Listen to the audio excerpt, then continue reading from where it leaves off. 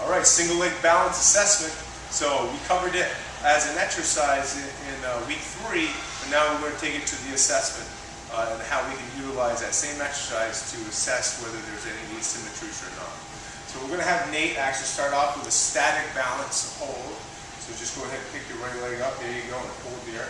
We're going to look for any, we want the body to be quiet. Okay, we don't want a lot of arm movements. We don't want a lot of wiggle in the foot, especially the knee or the hip. So he's doing very well here. We're going to give him a second to rest. Now, there's normative data out there that says how long certain age groups can hold that position. But basically, if they can hold 30 seconds, or you're going to look at asymmetry basically between that. I don't really believe somebody should be able to stand 5 minutes on one leg. I think there's a certain point where you have to see if they can dynamically move. That's what we're going to evaluate today. So go ahead and stand on your right leg now, Nate. So we would go through the assessment. I'd see how well he'd do on his standing on his left leg and then on to his right leg. And if there's a complete discrepancy in both sides, I would have to look at that. But then I'm going to look at whether his hip is moving a lot, whether his ankle's moving a lot, whether his knees moving a lot, or his upper body. So he's having a little fun right here. Maybe we'll have some training sessions after this video series. But anyway, so we'll start with that static position. People are going to compensate with their legs and their arms to do that. Basically, when you're doing static balance, once they start to break and they start to flounder all over the place or foot touch, the test is over. So you can actually time from a second perspective how long they can do that for. Moving into the dynamic assessment, which comes into a little bit more what we're talking about, we're going to have me step back here, foot on the edge here, grab his yoga block. All right, so now we're going to look at distance, horizontal component of assessment. So we're going to have you do an anterior foot reach.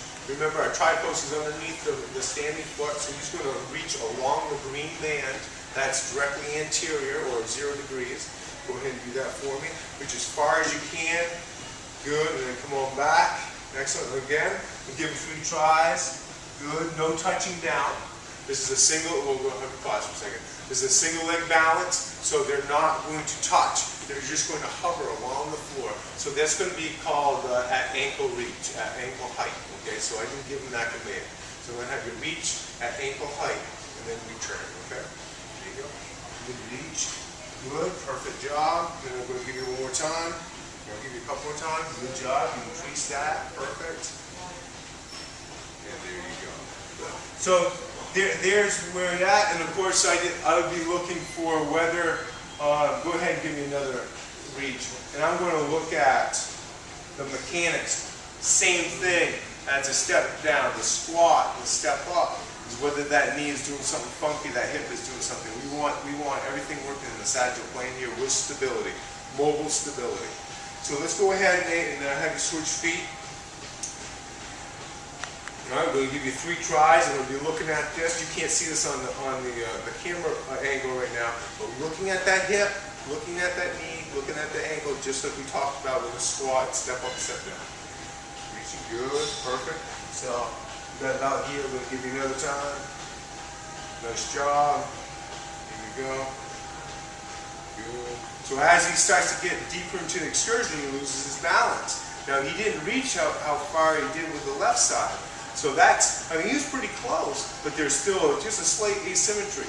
It's qualitative-wise, he reached farther. We can measure that. But from the quantitative side, qualitative side, he was a little bit more unstable on that right leg compared to the left. And that's my take on that. But that's how you have to utilize these tests. Both quality, both quantity. It's not just about how far you can reach, it's about how far you reach with control, both going out and coming back. We can also do that in the other angulations, posterior, lateral, rotational. Okay, looking for all that integrated movement. Now we're just going to simply do a foot reach, okay, or a double arm reach anterior. So you're going to single leg balance. You can actually reach along the line, same spot. All right, so you're going to reach your hands right out. I'll say at waist height. I can actually give him a certain target. Go ahead and reach reach out as far as, Back to this leg. there you go. Good question, Nate. You can counterbalance. Go ahead and reach again. Good job. Good. And again. Touch my hand every time. Good.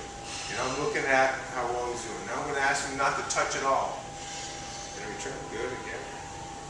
So I'm going to look for that good sagittal plane movement. All right.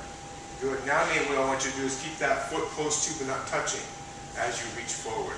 So close to but not touching your other foot. So you're going to be just like this. Okay. Close to but not touching. And then reach. All right. So when you come back up, when you reach, you're going to go close to but not touching. That's correct, because it's a complete different reaction. Let's try it. Okay. There you go. So that leg is it helps him out to reach farther through a counterbalance perspective. If we have him keep his leg close to but not touching, he needs more stability and motion through that standing leg. Okay, you felt that? Yeah. So that these are all little tweaks. It's endless possibility on how you can look at single leg balance and manipulation. Other planes of movement we'll go over is just creating reaction through arm drivers.